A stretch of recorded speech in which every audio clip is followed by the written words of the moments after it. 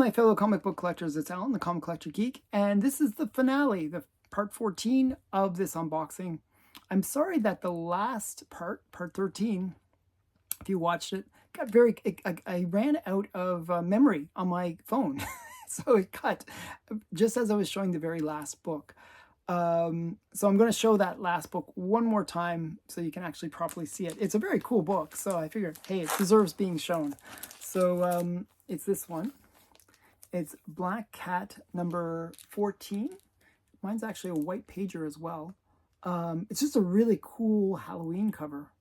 I actually bought this during Halloween, strangely enough. And it's just got these really cool, like, pumpkin head guy and this kind of goblin-y guy.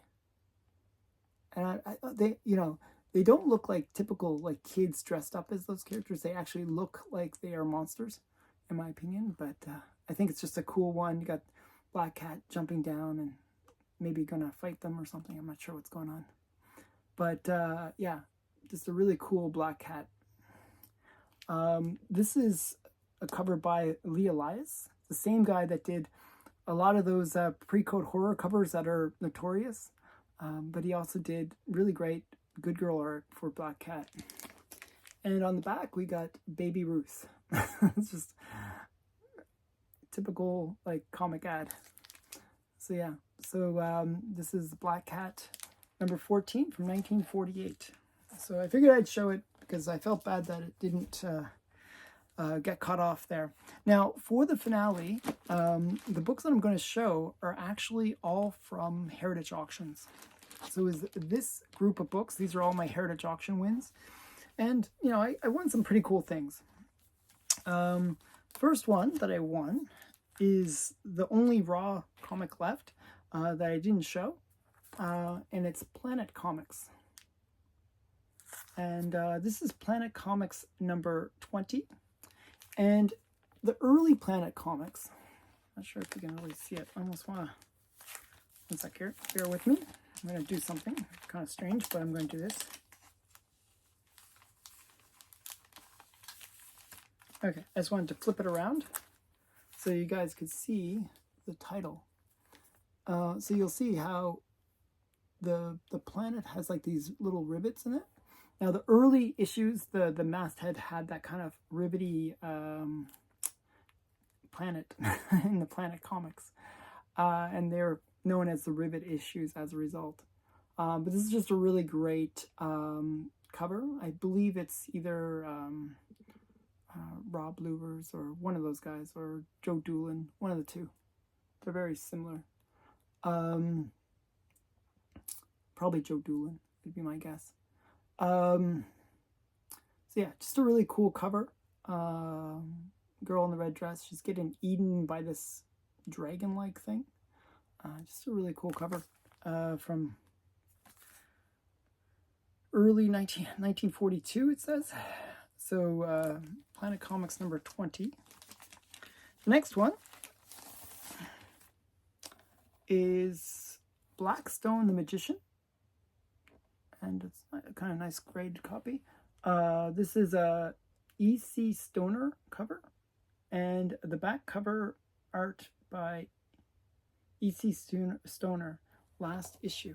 So you can see, look at the back cover. I like the back cover. The back cover is like this girl on the train tracks and stuff. This is really, I actually like the back cover better than the front cover.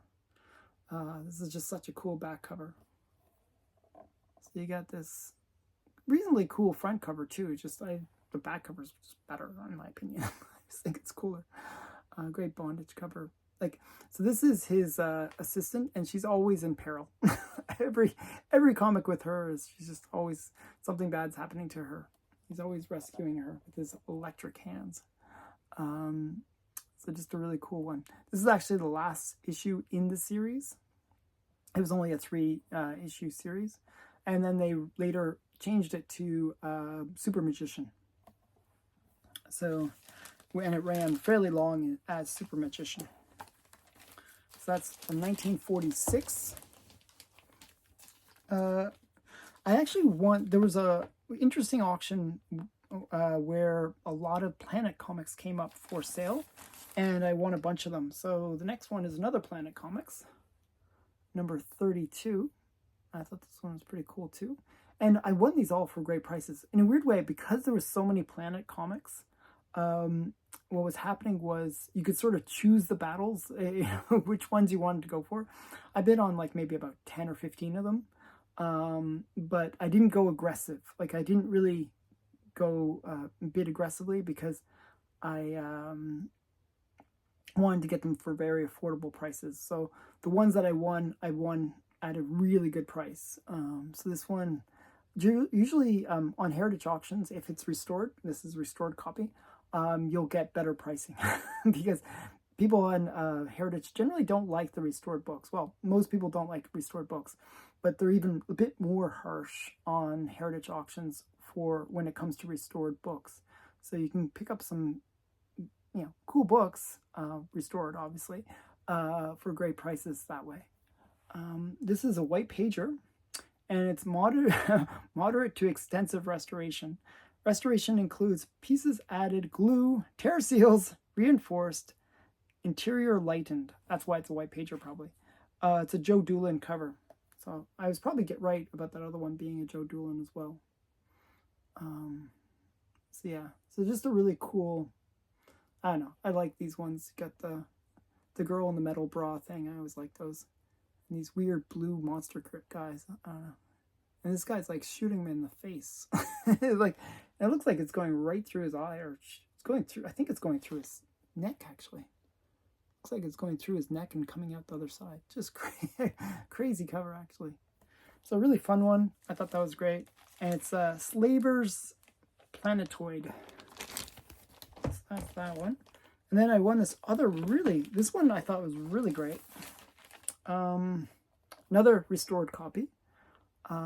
This is Planet Comics number 36. Again, moderate to extensive restoration, C4. So that means that it's amateur restoration. Restoration includes pieces added, glue, reinforced, interior lightened, staples replaced.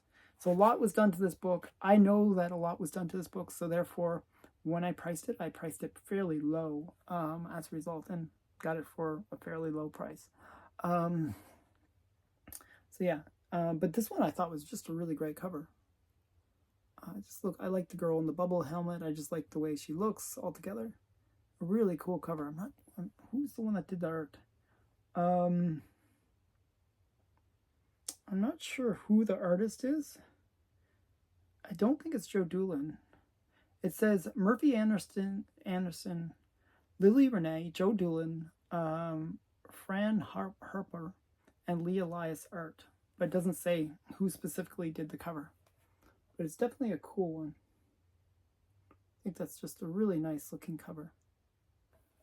I'll show you the back as well.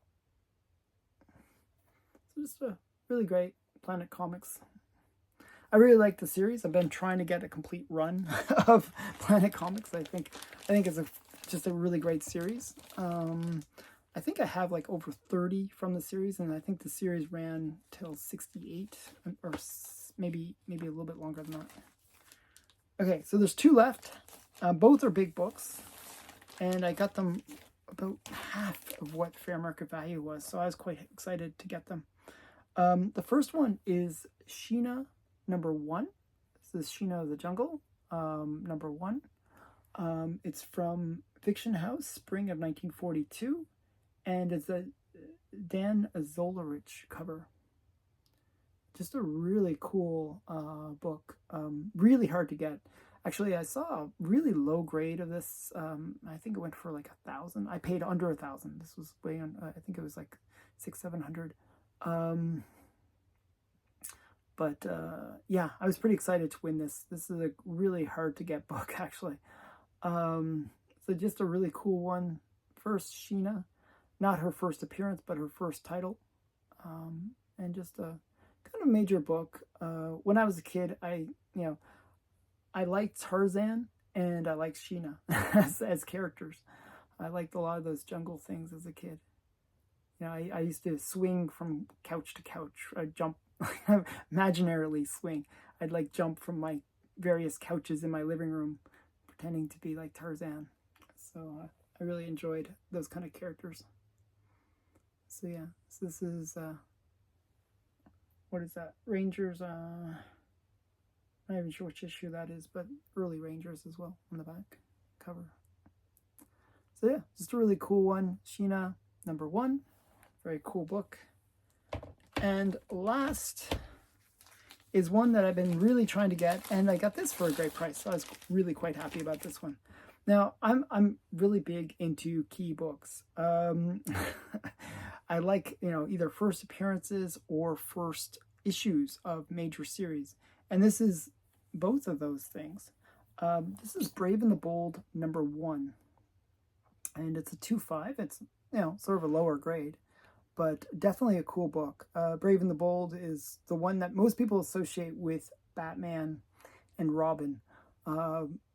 Now, early on, though, Brave and the Bold was much more of an adventurer kind of comic.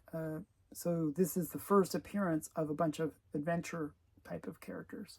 So we got the first appearances of the Viking Prince, Silent Knight, and the Golden Gladiator. So these 3 characters. And they're all on the cover, and they're all named on the cover, which is really cool. So just a really great book, because it launched such a major series. I mean, Brave and the Bold is a series that ran like over 100 issues. I mean, it's a really long running title, and it's just a major one for DC. Does it say who did the cover? Does not say who did the... Oh, wait, no. Irv Novak and Russ Heath did the cover. So, yeah, just a really cool book. I was super excited to get this. Actually, I tried to get this every time, though. People want crazy prices for this. It just happened that on Heritage, I managed to get it. I was, like, expecting the bids to keep on going, but they just stopped. And I was like, oh, okay, I just pick it. I just won it for, like, I think it was almost half guide, which is pretty awesome. I was pretty excited to win it, and get the Daisy rifle on the back here. So just a really cool book. I was so excited to win this one. So that's it. Bit of a shorter video. I hope you enjoyed it, though, anyways. So those were my Heritage auction wins.